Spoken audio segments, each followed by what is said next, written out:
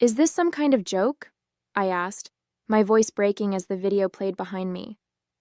The laughter and gasps from the audience were deafening, each one like a dagger to my chest. My face burned, and my hands gripped the edges of the podium so tightly that I thought it might crack. My name is Victoria Reed. I'm 38 years old, and I'm the CEO of Reed Tech, a tech company I built from scratch over the last decade. This stage, this moment, was supposed to be my triumph, the highlight of our company's annual Innovation Summit in front of our employees, clients, and some of the most influential people in the industry. Instead, I was standing there, exposed and humiliated, as a manipulated video played out lies for everyone to see. Not long before, the room had buzzed with anticipation as I stepped onto the stage, the bright lights blinding me momentarily. This wasn't just another keynote speech. It was the moment. Reed Tech's annual Innovation Summit, broadcast live to thousands worldwide. The audience was a mix of employees, clients, and industry leaders, all gathered to hear about our latest breakthroughs. Months of preparation had led to this day, and I was ready. Or at least I thought I was. Just as I clicked to advance my first slide, the screen behind me flickered.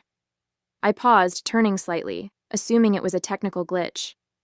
But instead of my carefully crafted presentation, a video began to play. My heart dropped. It was a deepfake, my face, my voice, saying things I never said.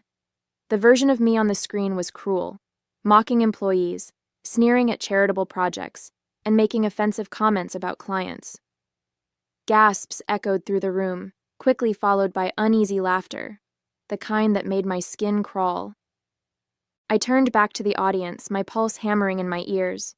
My voice caught in my throat, but I forced myself to speak. "Well," I said, gripping the edges of the podium, "that's certainly one way to get everyone's attention." My attempt at humor fell flat, the laughter in the room shifting from nervous to derisive. The murmurs swelled. I could see people in the crowd glancing at one another, their expressions shifting from shock to skepticism. "Let me be clear," I continued, my voice faltering but firm. "What you just saw is not real. It's a fabrication. And while I don't know who's behind it yet, I can promise you—" "Is it, though?" someone called out from the back. Their voice cut through the room like a blade. More laughter followed, sharper this time. The murmurs grew louder. Phones were out, recording the spectacle as my world unraveled in real time. As I stepped off the stage, the event organizers announced a sudden 30-minute break before the next speaker. The crowd buzzed with murmurs and speculation, the whispers growing louder as I walked past. I could feel the stares burning into my back, some curious, some judgmental, and others downright gleeful. My face burned with humiliation, but I kept my head high, refusing to let anyone see me falter. Once backstage, I collapsed into a chair, my legs trembling. The green room was quieter, but not by much. A few staff members hovered nearby, pretending to work while stealing glances in my direction. My phone, resting on the table in front of me, was lighting up with notifications faster than I could process. The headlines were already appearing. "Scandal at Reed Tech Summit. CEO Victoria Reed embroiled in controversy." The 30 minutes stretched on like an eternity. People milled about in the main hall, their voices carrying through the thin walls of the green room. I heard fragments of conversations, my name, the words video, fake, and career ending cutting through the din. Every word felt like a jab, a reminder of how quickly a reputation could unravel. When Megan, my executive assistant, rushed in, her face was pale. "Victoria," she began cautiously, "the press is asking for a statement. They're waiting outside and it's not looking good." Her voice cracked on the last word, and for the first time, I saw the worry in her eyes. Worry for me, for the company, for everything we'd built. I stared at her, the words failing to form in my head. The break was ticking down, the next speaker preparing to take the stage. But all I could think about was how to fix this, or if I even could. The next few days were brutal. Every headline seemed to scream my name, and every conversation within the industry had me as its centerpiece. Investigations quickly revealed the truth. The images and videos were fake. Experts confirmed they had been generated with cutting-edge deepfake technology, designed to look disturbingly real. Even with the truth on my side, the damage was done. My reputation now carried a stain, one that wouldn't wash away easily. Doubts lingered in the minds of those who had seen the video, especially those who didn't follow the updates or didn't care to dig deeper. Fake or not, where there's smoke, there's fire, I overheard one executive say at a networking event later that week. The comment made my stomach turn. Inside ReedTech, the whispers were louder than ever. My employees were supportive on the surface, but I could see the unease in their faces. Some wondered if the sabotage pointed to a deeper issue in the company's leadership. Investors were asking harder questions. Clients were stalling on contracts, and my inbox overflowed with concerned messages that barely masked their doubt in my ability to lead. As the days went on, I found myself replaying the event over and over in my mind. Who would do something like this? Who hated me enough to humiliate me on such a public stage? Two names lingered at the forefront of my thoughts, no matter how much I tried to push them aside.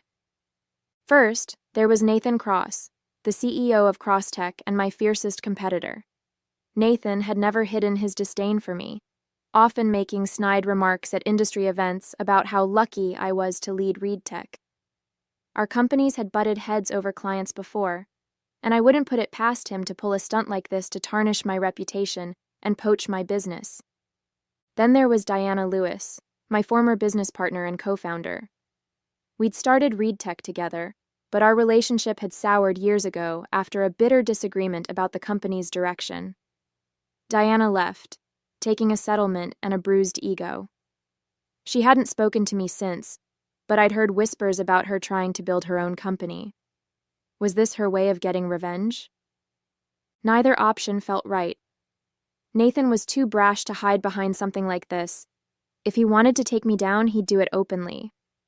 Diana, on the other hand, had always been calculated, but was she still nursing a grudge after all this time? I spent hours combing through every detail, trying to connect the dots. Nathan had the motive. Hurting me would weaken ReedTech's standing in the industry, giving his company an edge. But the more I thought about it, the less it made sense. His style was loud and bold, not calculated. A smear campaign like this? Too subtle for Nathan. He'd rather gloat openly than pull strings from the shadows. Diana, though, Diana was different. She'd always been deliberate, measured, and painfully strategic. Our fallout had been ugly, filled with accusations and resentment. I had moved on, or at least I thought I had, but maybe she hadn't. The timing made sense. ReedTech's success was growing, casting an even bigger shadow over whatever Diana was trying to build. Was this her way of evening the score? The thought consumed me as I paced the floor of my apartment that night. It had to be one of them, Nathan or Diana. But which one? My instincts warred with the evidence, or lack thereof. I clenched my fists, trying to push the doubt aside. Whoever it was, I wasn't going to let them win. The next morning, I walked into my office, still replaying every detail in my mind. Megan, my assistant, was already there, sorting through a stack of folders on my desk. She looked up as I walked in and immediately noticed the tension in my face. "Rough night?" she asked, offering a sympathetic smile. "You could say that," I replied, sinking into my chair. "I need your thoughts on something, Megan. This situation with the deepfake, it's eating me alive. I've narrowed it down to 2 people who could have done this." Megan pulled up a chair, her brow furrowing. "You've got my full attention. Who do you think it is?" I leaned forward, resting my elbows on the desk. Nathan Cross or Diana Lewis. Nathan has always hated me, and ReedTech is his biggest competition. Taking me down would give him a huge advantage. But this kind of thing doesn't feel like him. He's more of a rub-it-in-your-face kind of guy. Megan nodded thoughtfully. "Yeah, Nathan's not exactly subtle. If it were him, he'd probably be gloating about it by now." "Exactly," I said. "Then there's Diana. We haven't spoken in years, but our fallout was messy. She walked away with a settlement and a grudge. She's smart, calculated. This feels like something she'd do." Megan tilted her head, considering my words. She definitely has the brains for it.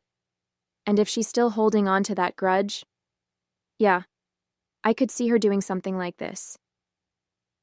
I sighed, running a hand through my hair. The thing is, I don't have solid evidence against either of them. It's all just instinct. Okay, Megan said, leaning forward. Let's think this through. If it's Nathan, what's his play? How does he gain from this? He'd undermine my reputation, make me look unfit to lead Reed Tech, I replied. It would make clients and investors question the company's stability. That could open the door for him to poach our business. True, Megan said. And Diana? I hesitated.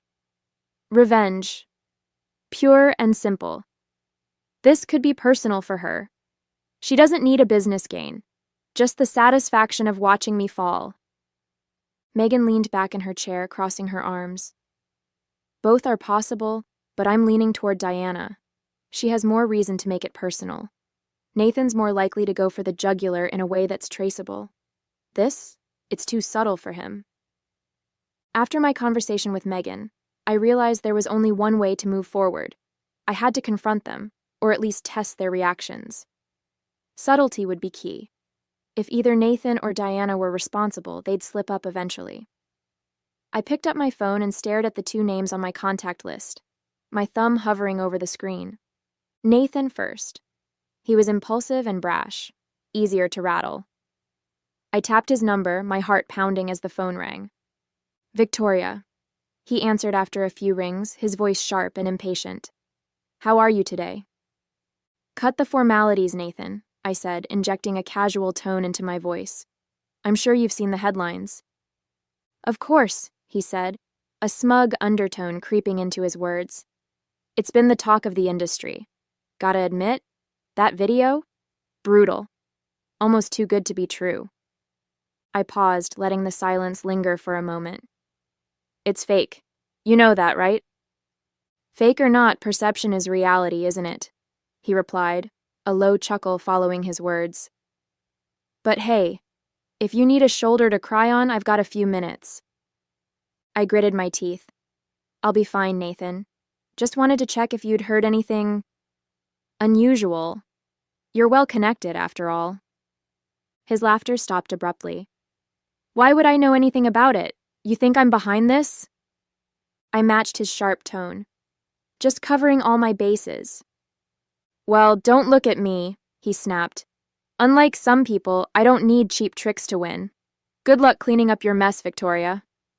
He hung up before I could reply. I leaned back in my chair, exhaling slowly. Nathan's reaction felt predictable, defensive, arrogant, but nothing concrete. Next was Diana. Her number felt heavier as I tapped it, memories of our fallout flashing through my mind. The phone rang twice before she picked up.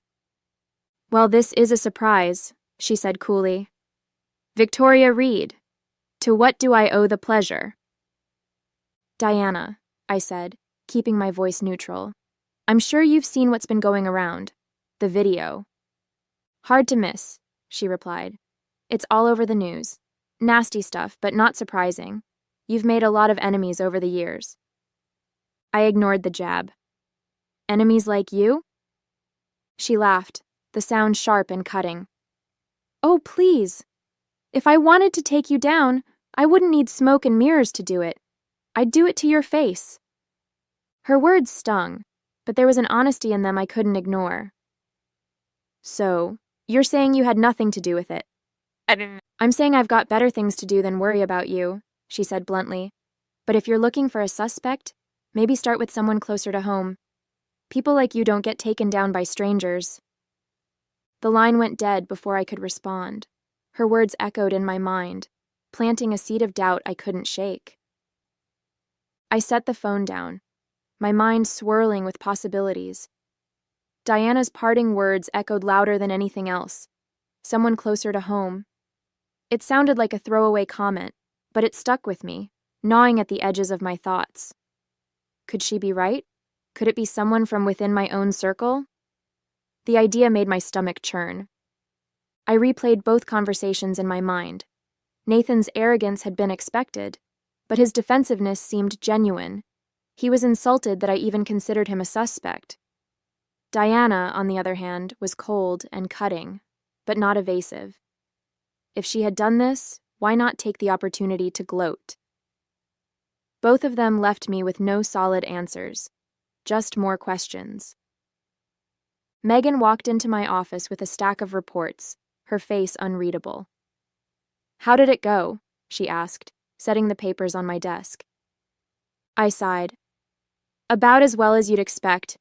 Nathan was defensive, Diana was condescending, and neither of them gave me anything useful." Megan sat down across from me, folding her hands in her lap. "Maybe Diana's right. Maybe it's not them. Maybe it's someone closer." I frowned, her words hitting too close to Diana's for comfort. "You think someone at Reed Tech would do this?" She shrugged. "It's not impossible. You've made tough decisions, Victoria. Not everyone's happy about them." The thought unsettled me, but I couldn't dismiss it. If that's true, then whoever it is knows this company inside and out. They had access to private footage, internal systems. "Exactly," Megan said. "Maybe it's time to widen the search." I nodded, the weight of her suggestion pressing down on me. If this betrayal really did come from inside Reed Tech, it meant one thing. I had been blind to it all along. And whoever did this wasn't just trying to tarnish my name, they were trying to destroy everything I'd built. The next few weeks became a blur of quiet investigation and growing paranoia. I asked IT to comb through our systems for any signs of unauthorized access, but so far, they hadn't found anything conclusive. Every time I walked into a meeting or passed someone in the hall, I wondered, was it you? Megan and I worked late into the nights dissecting every clue we had. She was relentless, her attention to detail impressing me even in the midst of chaos.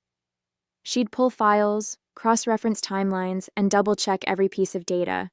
If there was a thread to pull, she was determined to find it. One evening, as we sat in my office under the dim glow of my desk lamp, Megan leaned back in her chair and sighed. "What if this isn't about money or competition?" she asked. "What if it's personal?" I looked up from my laptop. "Personal? How?" "Think about it," she said. "This wasn't just an attack on Reed Tech. It was targeted at you.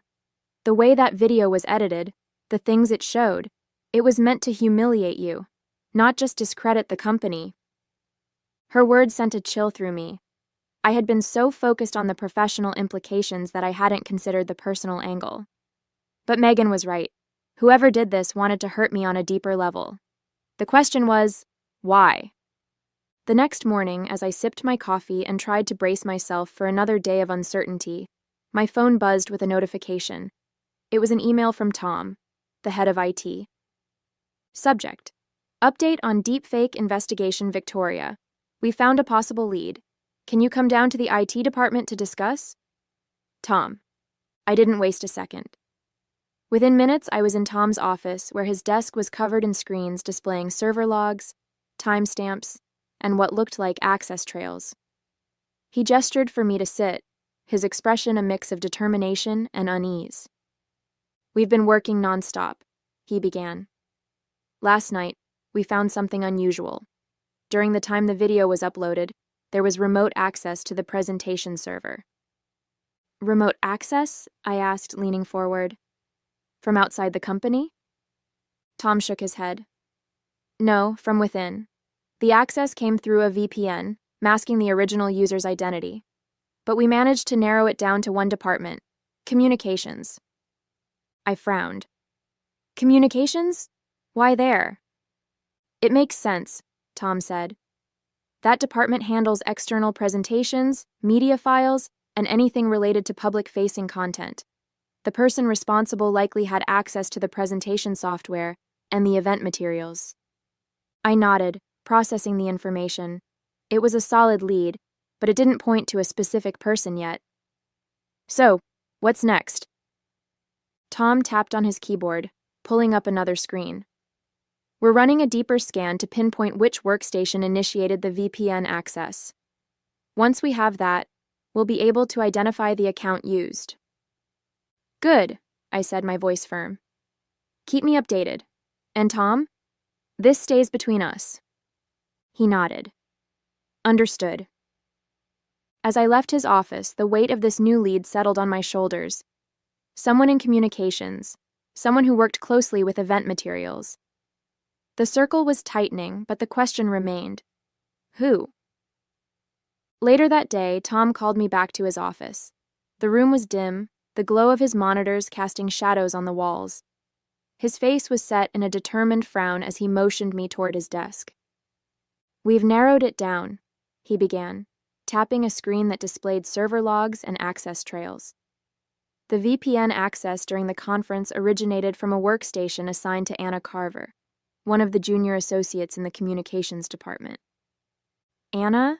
I repeated, trying to recall her face. She was relatively new, quiet, diligent, and hardly someone I'd associate with something this malicious. What else do we know? Well, here's where it gets strange, Tom said, pulling up a new set of data. Her credentials were used to log into the system during the exact time frame of the deepfake upload, right as your presentation began. But this wasn't from her office, it was from a workstation set up for the event backstage. I frowned. You mean someone was physically in the building during the summit? He nodded. Exactly. And it gets better, or worse, depending on how you look at it. He clicked to open a video file. We synced the login time with the building's security footage. This is the backstage area during your presentation. On the screen, I saw a figure dressed in a black blazer and slacks swipe an ID card at one of the event workstations. The timestamp matched perfectly with the moment the video interrupted my keynote. The footage was grainy, and the person's face was turned away from the camera, but it was clear this wasn't Anna. The build, the posture, it didn't match her at all. It matched someone else. And I knew exactly who. It was Megan. The air felt heavy around me as I tried to process what I was seeing. Megan, the person who had stood by my side through everything, had betrayed me in the most personal, calculated way possible. I couldn't bring myself to say anything as I walked back to my office. The images of Megan from the security footage looped in my mind, each replay cutting deeper. How had I missed this? How had I let someone so close slip through my defenses? By the time I reached my desk, my emotions had shifted from shock to anger. Megan was seated at her usual spot outside my office, typing away on her computer as if nothing had happened. She looked up and smiled, a practiced, familiar gesture that now felt hollow. Hey, Victoria, she said cheerfully. Tom mentioned you were in IT earlier. Any updates on the investigation? Her calmness made my stomach churn. Nothing yet, I said evenly, forcing a tight smile. But we're getting close. Her face didn't betray a single flicker of concern. If anything, she looked intrigued. That's good to hear. Whoever did this is going to pay, right? I nodded slowly, the weight of her betrayal settling deeper into my chest. Oh, they will, I said, my voice steady despite the storm inside me. I'll make sure of it. That night, as I sat in the quiet of my apartment, the weight of Megan's betrayal pressed down on me. I stared out the window at the city lights, my mind running in endless loops. She had worked beside me for years, earning my trust and positioning herself as my confidant. And now I knew the truth. I needed to expose her, but how? The evidence was undeniable, yet the way I handled this would define not just her fate, but mine as well. A direct confrontation could work, but it would give her the chance to spin the story. Public exposure would send a clear message, but it might make me look vindictive in front of the company. A carefully staged trap could catch her off guard, but it required precision. Every option carried its risks, its rewards. I leaned back, closing my eyes. She thinks she's untouchable, I thought, that I won't see this through. But she's wrong. The next morning, I finalized my plan. It wasn't subtle, but it would be effective. The entire company needed to see the truth, not just for my sake, but to reinforce that no one, not even someone close to me, could get away with undermining ReadTech. I called Megan into my office. "We're holding a company-wide town hall this afternoon," I said, keeping my tone neutral. "It's about the deepfake investigation. I want you there by my side. You've been my closest ally through all this, and it's only right that you're part of the resolution." Megan's face didn't flinch. If anything, she seemed pleased, even smug. "Of course, Victoria. I'll be there." The hours leading up to the event were a blur of preparation. Tom worked tirelessly to compile a polished presentation of the evidence, and I rehearsed my own opening remarks. By the time the town hall began, the auditorium was packed with employees, all eager to hear how we'd resolved the scandal that had gripped the company for weeks. Megan sat to my left, her posture relaxed, a faint smile on her lips. Tom sat to my right, his laptop open and ready. I stepped up to the podium, taking a deep breath before speaking. "Thank you all for being here," I began, my voice steady despite the storm brewing inside me. "As you know, ReedTech has been under fire recently due to a malicious deepfake video that disrupted our Innovation Summit. Today, we're here to share the results of our investigation." I gestured to Tom, who stood and began his presentation. He walked through the timeline, explaining the VPN access, the stolen credentials, and the security footage. The room was silent, employees hanging onto every word. Then came the moment of truth. Tom clicked to the final slide, a freeze frame of Megan at the backstage workstation, her face clear and unmistakable. A collective gasp rippled through the room. "The individual responsible for the sabotage is Megan Lawson," Tom said, his voice firm. "We have incontrovertible evidence linking her to the incident." All eyes turned to Megan. For the first time, her calm facade cracked. Her face flushed, her hands gripping the armrests of her chair. This is ridiculous," she stammered, her voice shaking. "You've got it wrong!"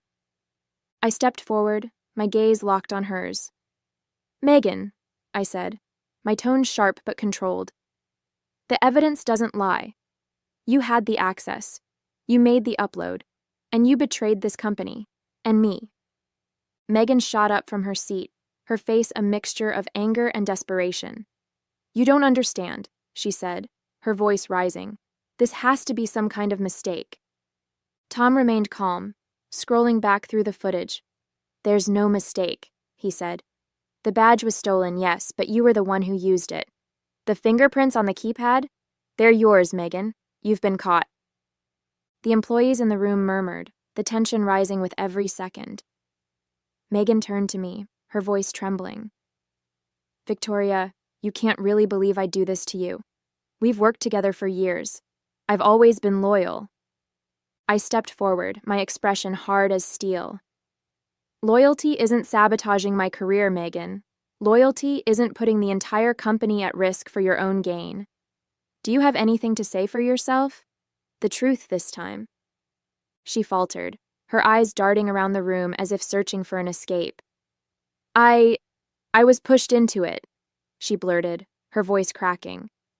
"I didn't want to, but—" "But what?" I pressed, my voice sharp. "Who pushed you? Why did you do it?" Her shoulders sagged as the fight drained out of her. She slumped back into her chair, her voice barely above a whisper. "It wasn't about the company," she admitted. "It was about you. You've always had everything, respect, success, recognition, and I'm just the assistant, always in your shadow." The room fell silent as her words hung in the air. She looked up at me, her eyes filled with a mix of guilt and bitterness.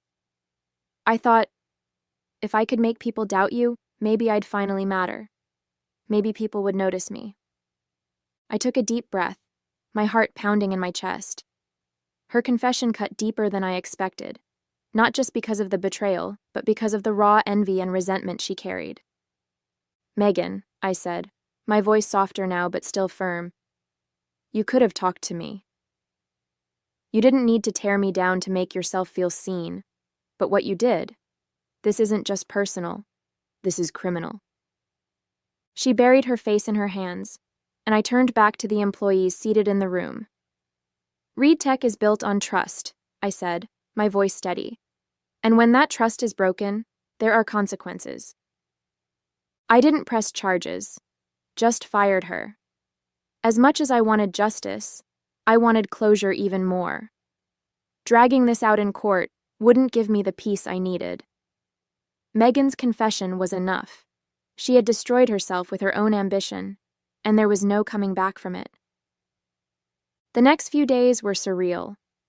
Megan's betrayal became the talk of every newsroom and industry podcast. Headlines like, Reed Tech Scandal, Assistant Sabotages CEO with Deepfake, and Betrayal at the Top, How Envy Almost Toppled Victoria Reed dominated the media cycle.